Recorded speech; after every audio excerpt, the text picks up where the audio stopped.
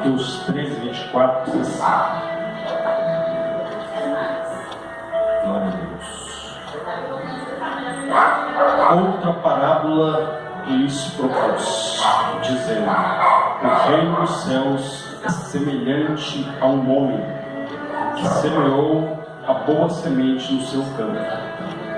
Mas enquanto os homens dormiam, veio o inimigo dele, semeou o joio no meio do trigo e retirou-se.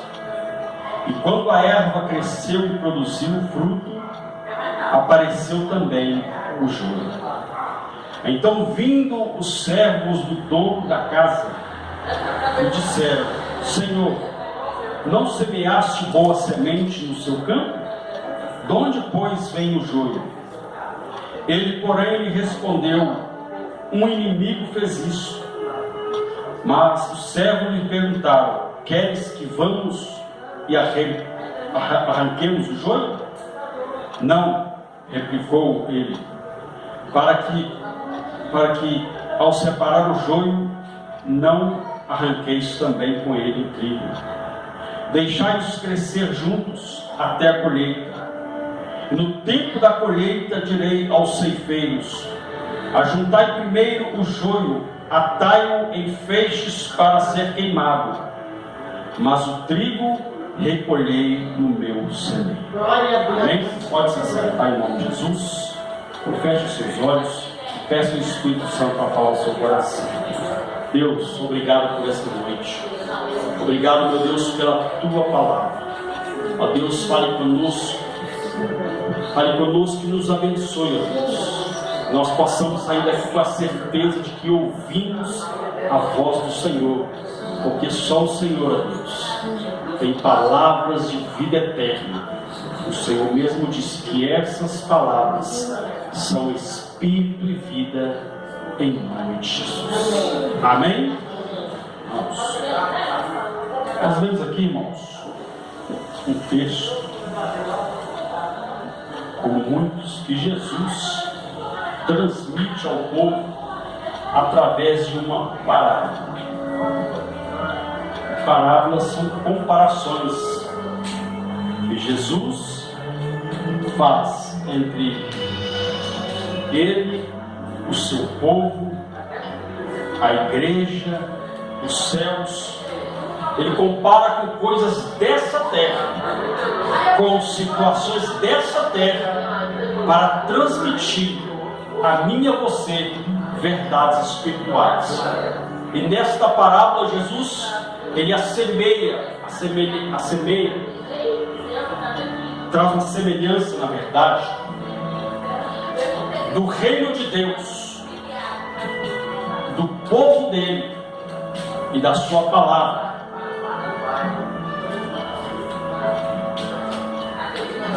Há uma plantação, e ele fala: o semeador saiu a semear a boa semente. Quando ele disse o semeador, ele estava falando de alguém que planta, de alguém que semeia em uma terra, em campo. O campo é comparado com o mundo. O semeador é o próprio Jesus, que deixou a sua palavra neste mundo. E ele compara, ele diz que a semente foi semeada. Mas ele fala que à noite, quando os homens dormiram, veio o inimigo e semeou, o inimigo dele e semeou. Ou seja, alguém que não queria que a plantação dele fosse abençoada, foi lá e semeou o joio no meio daquela plantação. Semeou uma semente de joio. E a Bíblia diz então que ao despertar, quando aquela semente ela começou a germinar, quando ela começou a dar os primeiros frutos, a Bíblia diz que os trabalhadores, foram lá, e Jesus assemelha esses trabalhadores como os anjos dele, foram lá e observaram que no meio do trigo, no meio daquela plantação de trigo, havia também o joio plantado junto com o trigo. E o tema dessa mensagem, ela vem falar do joio e do trigo. E nessa noite Deus quer trazer a minha e a sua mente ao nosso entendimento quem nós somos no reino de Deus, se somos joio ou se somos trigo. Porque o trigo, a semente de trigo produz um bom fruto, mas o joio produz uma má semente. O joio produz uma semente, né? Uma má semente, uma semente amarga. E consequentemente o seu fruto também, aquilo que é produzido, faz mal. Então, no meio desse trocadilho, no meio dessa parábola, Jesus vem explicando para os seus discípulos, dizendo que ele era o semeador, o campo era o mundo, que o inimigo era o próprio Satanás, que a semente era a sua palavra, que o trigo são os filhos do reino, somos nós, aqueles que aceitaram a palavra, mas o joio é aquele que não aceita a palavra, é aquele que não concorda com a palavra de Deus, é aquele que não abre o seu coração para a palavra de Deus. Jesus vem explicando isso para a parábola, e dentro dessa mensagem nós vamos entender e vamos ver algumas características, né, do crente que é trigo. E se encontrarmos aqui a característica de um crente que é trigo, automaticamente nós vamos ver também a característica de um crente que é joio. O trigo é algo bom, é algo que produz alimentos bons. O pão que vamos comer daqui a pouco foi feito com trigo. O pão é um alimento universal, irmão. Em todos os lugares do mundo você vai encontrar pão. E Jesus disse: eu sou o pão da vida. Então, trigo, né? Não só o pão, mas bolo também. As irmãs aqui que entendem da culinária fazem muita coisa com trigo.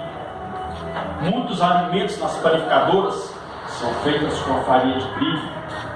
Ou seja, lá está o trigo produzindo algo que vai ser, né, de consumo, algo benéfico para a sociedade, algo de proveito, algo que alimenta. Então nós vamos ver aqui as características do crente trigo.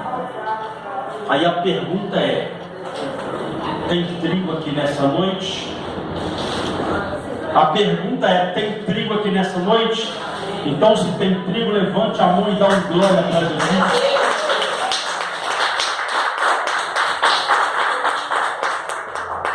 E a primeira característica que nós vemos aqui de um crente que se diz trigo, que não é joio, a primeira característica, a Bíblia diz assim, ó: enquanto os homens, ou seja, dormiam, enquanto eles dormiam, veio o inimigo e plantou o joio.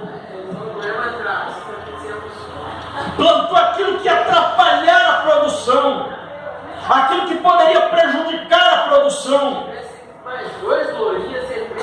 Ou seja, o crente trigo é um crente que não dorme na fé. É um crente que está com a sua fé ativada 24 horas por dia. Porque tem gente, meu irmão, que ele é só crente dentro da igreja. Ele dá um glória aqui, ele dá um aleluia aqui, ele ora aqui, mas quando sai lá fora, ele não é trigo. Você não vê uma característica de trigo, ou seja, ele abandona a sua fé, as situações adversas vêm, ele quer recuar, ele quer parar, ele quer desistir, ou seja, a sua fé está dormindo. A Bíblia diz que quando os discípulos entraram com Jesus no barco, quando se levantou a tempestade, A Bíblia diz que Jesus estava no barco dormindo. Jesus estava o quê? Dormindo. Mas a Bíblia diz que eles despertaram o Senhor, não te importa que venhamos a morrer, a perecer. A Bíblia diz que Jesus se levanta, dá uma palavra de ordem, diz: mar, acalma-te, vento, aquieta-te. E a Bíblia diz que se fez grande bonança.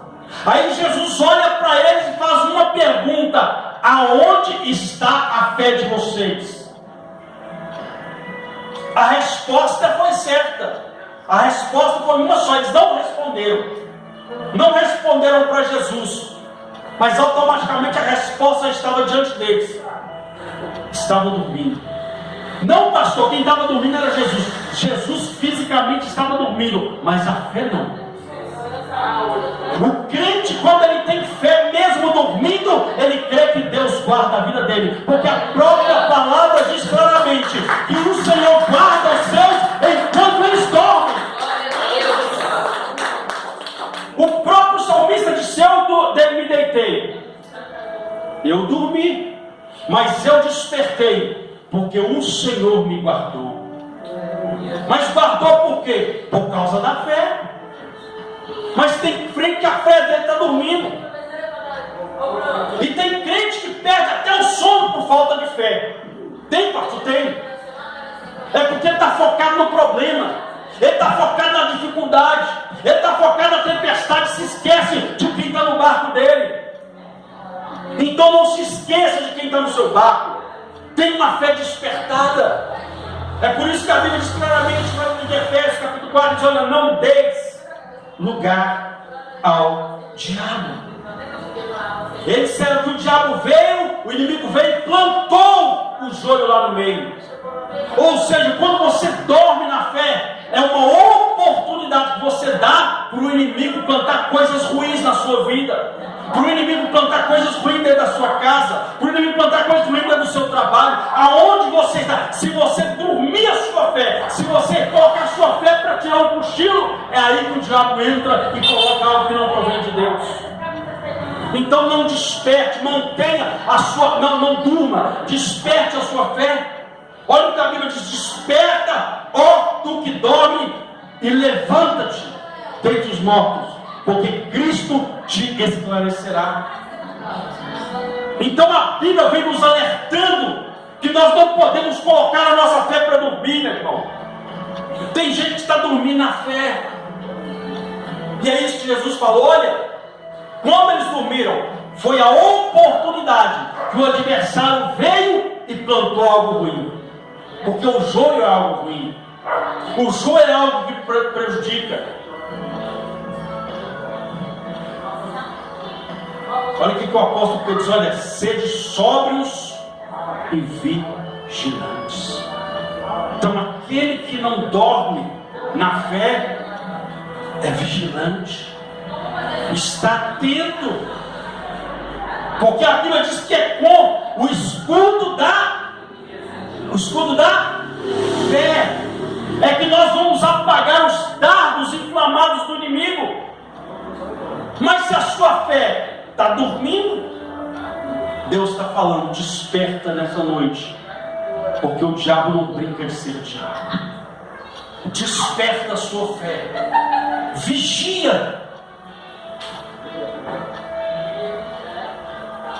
Segundo, a Bíblia diz que quando os homens dormiram, veio o inimigo e plantou o joio. Ou seja, o crente trigo, ele sabe que tem um inimigo. Ou seja, ele não nega a existência do seu adversário. Então tem gente que acha que o diabo não existe. Tem uns que acham que o diabo é aquele que vem com o tridente na mão, 2 chifrinhos e um rabinho. Não. Ele vem de uma maneira para te enganar. A Bíblia diz que ele vem, muitas das vezes, se transformado, disfarçado no anjo de luz para enganar alguns. Então o diabo, ele é enganador, ele existe. E muitas vezes ele quer colocar na mente da pessoa que ele não existe. Que ele não existe. que essa situação que a pessoa está vivendo, que é um joio que ele plantou, ele quer que a pessoa pense, não, o diabo não existe, eu estou passando isso porque é o meu destino. Não existe negócio de destino. Ah, não. Na verdade, destino ele existe, mas quem entra no ônibus que vai levar você no seu destino é você. Quem decide o seu destino, ou seja, resumindo, o seu futuro, é você. Não é porque tinha que... Não tem nada disso não, meu irmão. A Bíblia é clara. Tudo que o homem planta, ele colhe. Esse ônibus aqui vai te levar até lá no Bonfim. Mas se você pegar o outro, você não vai chegar no Bonfim. Esse aqui vai te levar no Bonfim. Se você pegar o 102, ele vai te levar para outro lugar. Ou seja, o futuro onde ele vai te levar, o destino onde ele vai te levar. Mas quem decidiu entrar nele? É a pessoa. Então quando você dorme na fé, o diabo aproveita a oportunidade. Nenhuma dessas oportunidades ele quer colocar na sua mente que não existe. Não, isso aí é coisa que acontece. E ainda tem uns que estão tão cegos pelo diabo que ele ainda fala, não, isso acontece nas melhores famílias, meu irmão. Para com isso. Isso é coisa do diabo. Ele existe. A Bíblia diz que o diabo, nosso adversário, ele anda ao derredor, rugindo como um leão, procurando quem possa tragar. Já viu quem que já foi no zoológico? Eu sou da época que tinha até circo. Quem é que já foi no circo? E na época tinha lá, os domadores, tinha um leão dentro da gaula lá. E aquele leão ficava bravo ali. E se cair alguém ali, meu irmão, pronto. O leão vem. Então por isso que a Bíblia compara o diabo com não o leão. Porque o único leão que existe na Bíblia verdadeiro é o leão da tribo de Judá. E o nome dele é Jesus Cristo. Glória a Deus. A Bíblia diz claramente, meu irmão, minha irmã, que ele vem como um leão, semelhante. Ou seja, ele vem para destruir. A Bíblia fala que o diabo, próprio Jesus falando em João 10:10, o ladrão, ou seja, o diabo, ele vem senão a matar, roubar e destruir. Então ele existe, meu irmão. Ah, não, isso é coisa de filósofo, não, é a própria palavra, é o próprio Jesus falando que existe um adversário, que o diabo existe. E a Bíblia fala que nós não devemos dar lugar para ele. Quem pensa que o diabo não existe, já está na mão dele há muito tempo e não sabe. Não, pastor, eu faço o que eu quero da minha vida. Ah, tá, vai pensando. Quem acha que faz o que quer da sua vida, está fazendo aquilo que o diabo quer que ele faça. Porque às vezes a pessoa pensa, não, quando eu vim para a igreja, antes de eu vir para a igreja, depois que eu vim, as lutas, as dificuldades aumentaram. Claro, meu irmão, a gente já estava no mundo, fazendo a vontade do diabo, na mão dele. Você acha que ele vai querer te incomodar? Não, ele vai deixar você viver a sua vida, ele vai deixar você viver da sua maneira, do seu modo. Mas uma coisa é certa, ele até vai te dar muita coisa, mas na hora que ele requerer de volta, ele vai querer tomar até aquilo que ele não te deu, que é a sua alma. Então tem gente que está achando que o diabo não existe. Vai achando, vai brincando, vai levando a vida de qualquer maneira, vai vivendo como joio, vai aceitando as regras do joio na sua vida. Que na hora que o cinto apertar, se der tempo, louvado seja Deus, que há um Deus que socorre, há um Deus que guarda, há um Deus que levanta o caído, há um Deus que muda a história. Mas se não der tempo, tem pessoas que não tiveram tempo, tem pessoas que não tiveram oportunidade. A pessoa vai brincando. Meu irmão, tem pessoas que ainda até dá um suspiro ali, mas tem gente que nem na hora, apaga na hora. Tem gente que às vezes está andando na rua e morre. Vou dar um exemplo, não é um exemplo muito bom não, mas entre aspas, né? Bom porque está na glória. Meu pai Um dia anterior, estava brincando, conversando, no outro dia, pronto, foi embora. Fartou. E aí? Mas antes disso, qual que era o testemunho dele? Olha, a minha vida está na mão do Senhor. Deus me tirou lá do hospital, tirou ele da situação de trombose, livrou ele do Covid, estava a ponto de ver a morte no Covid mesmo, mas Deus tirou ele de lá. O pessoal lá em casa desesperado, calma gente, a vida dele está na mão de Deus. Se Deus resolver levar, Deus vai levar, mas Ele vai levar para ele. Mas se não, Deus vai tirar ele de lá, está na mão de Deus. O que Deus fez? Tirou ele de lá. Tirou ele de lá. Começou a tratar a perna normal, começou a ir para a igreja, fazer a obra, né? Era o primeiro a chegar na igreja, o último a sair, estava ali, sempre ali. Até que um dia Deus falou: chegou a sua vez. Sobe, meu filho. E alguém sabia que disse: não, mas chegou o momento. E foi só papum, partou. Tem gente que não tem tempo.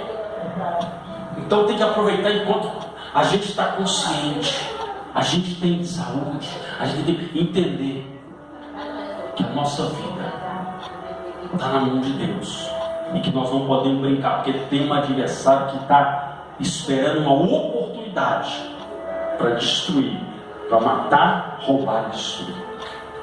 Então ele existe. Ah, pastor, eu não creio. Você crendo ou não, ele existe. Pastor, eu não creio. Você crendo ou não, ele existe.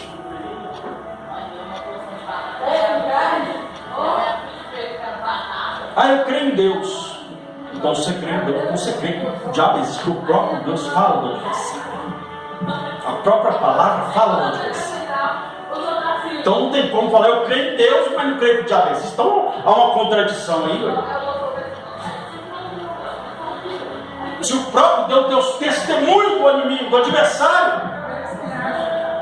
Então o crente que é trigo, ele não nega a existência do adversário. E é por isso que ele não brinca de ser crente. Porque quem brinca de ser crente acha que o diabo não existe. Quem brinca de ser crente acha que o diabo não existe. Vai achando. O rico que morreu junto com Lázaro, ele achava que o inferno não existia. Por isso que ele vivia a vida do jeito que ele arregalava mesmo. Mas no dia que ele morreu, lá no inferno, ele falou: olha, pai Abraão, permita que Lázaro molhe o dedo, refresque a minha língua, porque o lugar que eu estou é um lugar de tormento. Aí a Bíblia diz: olha, manda que ele vá lá e avise os meus irmãos lá na casa do meu pai, que ele avise meus irmãos. Olha, ele ficou preocupado até com... Meu irmão, não deixe para dar valor à sua salvação. Não deixe para se preocupar em ser um crente trigo depois que não tiver mais.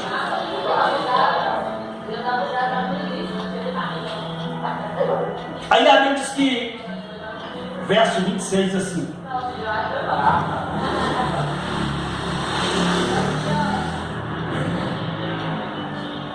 e quando a erva cresceu e produziu fruto, apareceu também o joio. Apareceu quem? O joio. Ou seja, quando apareceram os primeiros frutos, lá estava o joio.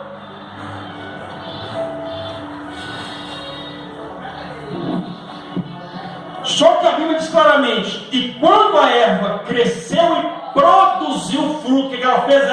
Ela fez duas coisas: ela cresceu e produziu fruto. Ou seja, o crente que é trigo, ele entende que precisa crescer. Ele precisa crescer e precisa produzir fruto. Mas por que, pastor? Porque a orientação da Bíblia.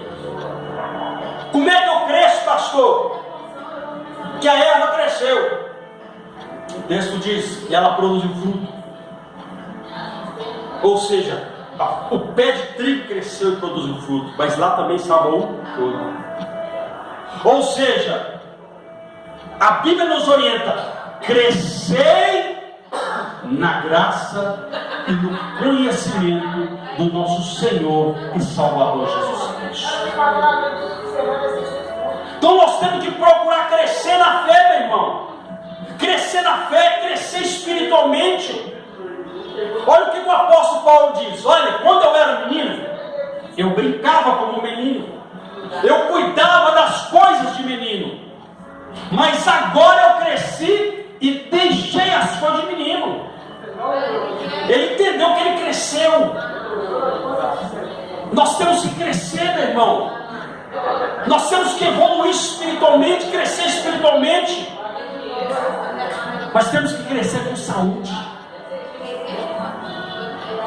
E o nosso alimento é a palavra de Deus. Aquilo que vai gerar crescimento na minha, na sua vida é seguir essa palavra.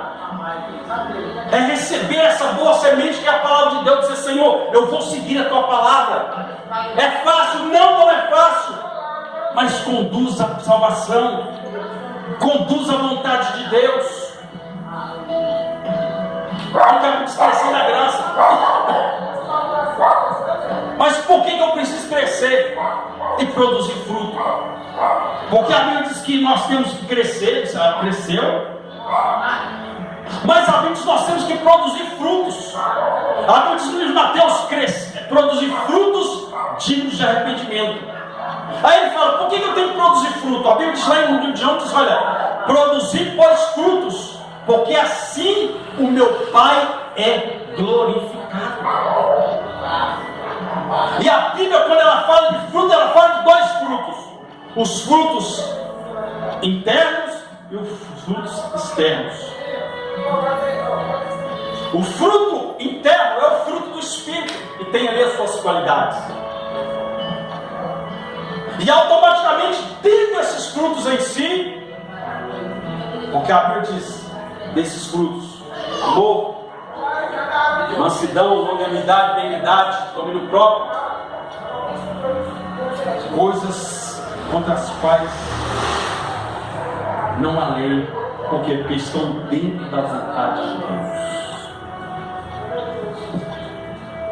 Aí a Bíblia diz claramente: olha, João 15:8: nisto é glorificado meu Pai, em que deis muito fruto, e assim vos tornarei meus discípulos. Vos tornareis meus discípulos, vocês nos tornarão trigo da lavoura de Deus. Serão verdadeiros seguidores, porque o seguidor é um trigo. Mas tem que produzir fruto. A nossa vida tem que produzir fruto. Ou seja, algo na nossa vida tem que ser gerado. Se nada for gerado, se nada acontecer, tem alguma coisa errada. E a coisa errada é o que aconteceu. Quando eles dormiram, o inimigo veio e plantou aquilo que não era de Deus. Produzir, pois, frutos dignos de arrependimento. Aí a Bíblia diz então que cresceu, produziu fruto, mas lá também estava o joio. Aí a Bíblia diz que os trabalhadores foram lá, Jesus falou que eram os anjos, foram lá e observaram, disse: olha, chegaram para o dono da lavoura, o Senhor falou: Senhor, o Senhor distribuiu só uma boa semente? Ele disse: sim. Mas então como é que o joio apareceu?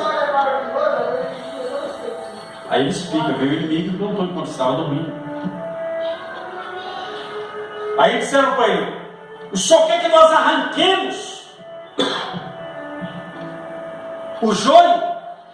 O Senhor quer que nós arranquemos aquilo que pode atrapalhar lá na frente? Porque era o começo. Era o começo, não era o dia ainda da ceifa, não era o dia ainda da colheita. Porque os frutos ainda tinham que amadurecer. O fruto tem que amadurecer. Apesar que tem uns frutos verdes que é gostoso, né? Manga, eu gosto de comer com suco, tem gente que gosta com sal. Mas o natural é que o fruto madure para depois depois ser arrancado. Aí diz que eles olharam, então viram os frutos começaram a crescer, dar fruto, mas lá estava o joio. Aí falaram com ele: quer que nós venhamos arrancar? Aí ele disse: não,